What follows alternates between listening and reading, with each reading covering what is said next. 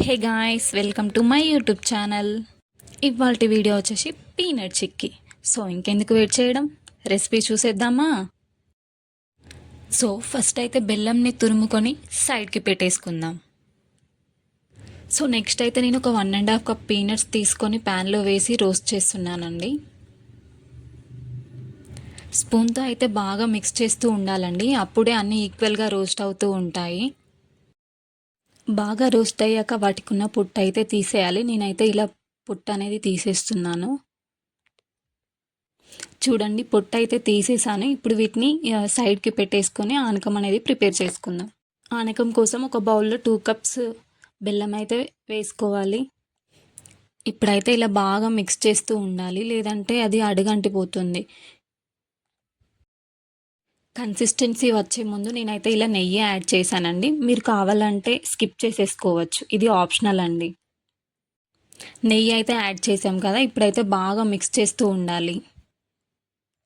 ఆనకం అయితే రెడీ అయినట్టు అనిపిస్తుందండి, ఒకసారి చెక్ చేద్దాం.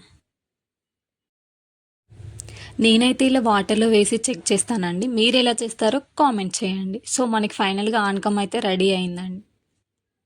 మనం రెడీ చేసుకున్న ఆనకంలోకి అయితే పీనట్స్ అన్నీ వేసి బాగా మిక్స్ చేస్తూ ఉండాలని, అన్నీ కలిసేదాకా మిక్స్ చేస్తూనే ఉండాలి కంటిన్యూస్గా. వేడిగా ఉన్నప్పుడే చేయాలి. ఇలా బాగా కలిసే వరకు మిక్స్ చేసుకుంటూనే ఉండాలి. చూడండి, ఇక్కడ స్ట్రింగ్స్ ఫామ్ అవుతున్నాయి. ఈ విధంగా స్ట్రింగ్స్ ఫామ్ అయితే మనకి పాకం అనేది పర్ఫెక్ట్గా వచ్చినట్టు. ఇప్పుడు ఒక ప్లేట్కి కొద్దిగా నెయ్యి అప్లై చేయండి.